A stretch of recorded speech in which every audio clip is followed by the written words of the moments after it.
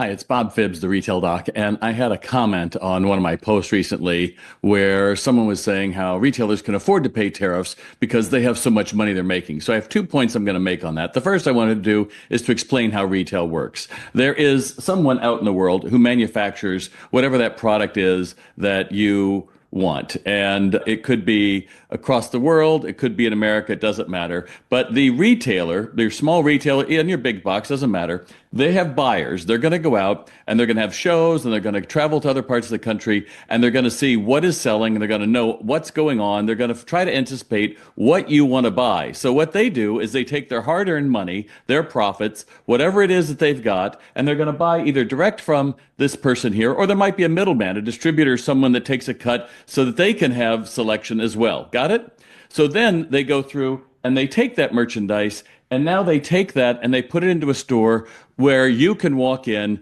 and you can buy whatever you want, whenever you want, because there's the product. You don't have to try to figure out, oh, I should have thought about this 6 months ago when they were building it. And what you're looking at in that retailer's store is their money sitting on the sales floor. So you say, oh, well, they're making so much money. Well, let's take a look at that, shall we? I call this the silver dollar approach. I use it to explain how retailers make money or don't, and it's really quite simple. You have your wages. That takes up about 35% of whatever their a single dollar, that's what we're going to look at, is a single dollar. 35% it's going to go to wages and benefits. The next 20% is going to be to rent or some kind of a mortgage they are if they're trying to buy the building that they live in. Utilities, about 5%. Inventory is going to be about 25%. Marketing, advertising, about 10%.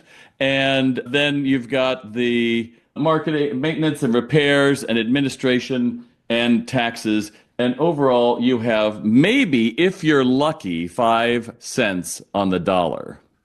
That would be a great business. So this idea that somehow they can afford tariffs is nonsense. The idea that I've seen how much you pay for it and you're ripping us off.